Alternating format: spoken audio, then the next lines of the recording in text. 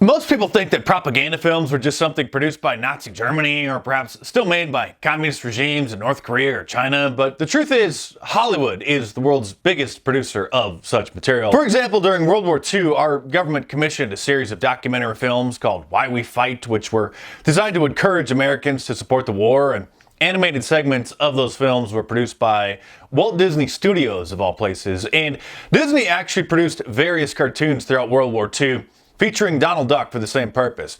One such film, titled The Spirit of 43, encouraged Americans to file and pay their income taxes in order to help fund the war effort.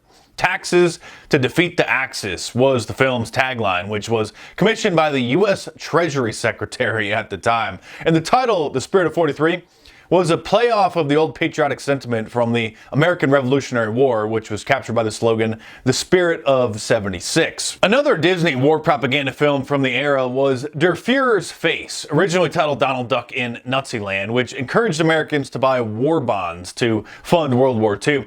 In the film, Donald Duck has a nightmare where he's forced to work in a munitions factory in Nazi Germany, but then wakes up in Home Sweet Home and has a renewed love for America. And Donald Duck also starred in a short anti-Japanese propaganda film during World War II, where he parachuted into a Pacific Island jungle to wipe out a Japanese airfield. And while it's simple to make the case that these films are for a good cause, the point is that propaganda is more pervasive than people realize, and the avenues used to reach the masses aiming to persuade them are so vast that even popular cartoon characters are employed.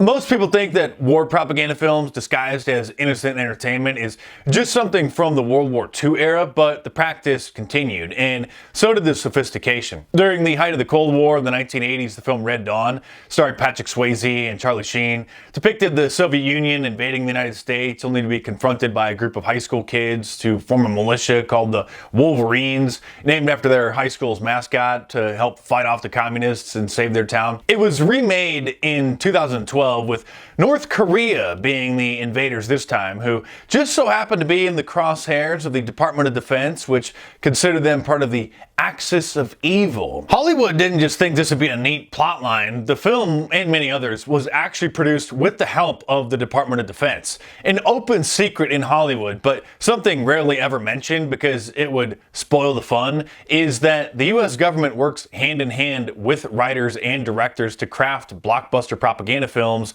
that reinforce American foreign policy objectives. During the War on Terror in the early to mid-2000s, millions of Americans were subjected to pro-torture propaganda through Kiefer Sutherland's popular series 24, which began airing just 2 months after the September 11th attacks in 2001. Torturing suspected terrorists or people detained who were believed to have information about Al-Qaeda was a hot topic of debate at the time, and Kiefer Sutherland was on national television with a new episode each week showing Americans that torturing the, quote, bad guys was necessary to save the world. Over a decade later, the popular entertainment industry publication Variety would admit that liberal Hollywood carried water for torture, and they published an article that pointed out, quote, "Not only has torture become more frequent since the September 11th terrorist attacks, but the acceptance of those depictions in entertainment has been cited as a point of reference and even an endorsement of the tactics," end quote. Zero Dark 30, the 2013 dramatization depicting the hunt for Osama bin Laden,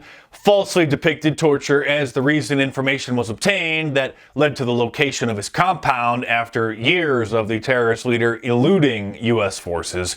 Torturing detainees had nothing to do with discovering his hideout, but the film essentially rewrote history in the minds of millions who saw it and believe it tells the real story of how it unfolded. Zero Dark 30 later received several Oscar nominations. There's plenty more to come in this video, so stay tuned, but real quick, subscribe to my channel if you're new here, because obviously you're not going to hear this kind of information anywhere else. So subscribe to my channel and check back on a regular basis to see what else I uncover. Most movie lovers have no idea that many many big budget blockbuster films are produced with the direct help and oversight of the United States government. How else do you think the Hollywood studios get access to aircraft carriers, F-16 jets, tanks, and other sophisticated military equipment?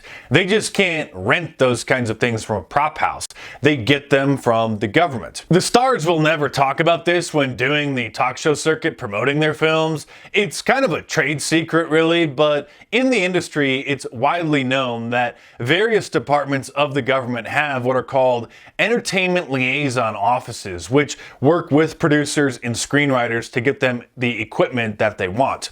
Of course, there is a price for this. It's not monetary, though. It comes in the form of script approval. The U.S. Army isn't going to lend a bunch of tanks to a producer making a film showing the dark side of war, or one that questions the WMD hoax that was used for justifying the invasion of Iraq in 2003. Movies must always celebrate war and glorify it, and never doubt the reasons for starting one. Such deals have been made for films like Zero Dark 30, Red Dawn, Top Gun, American Sniper, and hundreds of others. Sure, these films are entertaining and dramatic, but they'll only tell half the story about why a conflict actually started and what the costs will be. They also serve a secondary purpose by encouraging people to join the military, because war is painted as exciting and glorious and always for a just cause, and never because of misinformation or lies, as in the case of the Iraq War. Katy Perry's music video, Part of Me, was actually shot at Camp Pendleton, a massive military base in San Diego, thanks to the help from the Entertainment Liaison Office. In the video, she finds out that her boyfriend is cheating on her, and she doesn't know what to do with her life, so she ends up joining the Marines. The entire rest of the music video is literally a recruitment commercial showing her dressed up in a uniform, completing basic training, shooting an M16, and riding in an amphibious assault vehicle. The video also includes actual Marines as extras, marching alongside her and storming a beach with helicopters flying overhead, all provided by Camp Pendleton. While the government enthusiastically helps produce movies, TV shows, and music videos that will reinforce their preferred narratives, big budget anti-war films, or those which depict some of the horrors of war like Platoon, Apocalypse Now, and Full Metal Jacket, have to go without any of this assistance. Sometimes the studios have to actually rent military vehicles and equipment from foreign governments outside the United States in order to get their projects made. It wasn't just George W. Bush and the neocons' policies that caused endless death and destruction because of our involvement in the Middle East, however. Barack Obama became known as the Drone King for using the newly popular remote control aircraft, which he used to end up killing a stunning number of innocent civilians, while the American mainstream media provided cover for him by barely, if ever, mentioning it. Michelle Obama played her part to promote the military-industrial complex during the Obama administration. She actually appeared, you may recall, at the Oscars in 2013 via satellite to announce the winner of Best Picture, which was given to Argo, a movie about the CIA covertly working with Hollywood movie producers so that their agents could pose as filmmakers working on a science fiction movie in order to infiltrate Iran so they could rescue American hostages being held there. As I'm sure you're starting to see, I'm quite a bit more intelligent than I lead on, and if you really want to know what's up, then you should definitely get my books, especially my latest one, Hollywood Propaganda: How TV, Movies, and Music Shape Our Culture. And I guess Liberal Media Industrial Complex, my previous one, The True Story of Fake News, Liberalism, Find a Cure. Get them all in paperback from Amazon.com by clicking the link in the description below, or download the ebook onto your tablet from any of the major ebook stores. So head on over to Amazon.com or click the link in the description below and check them out.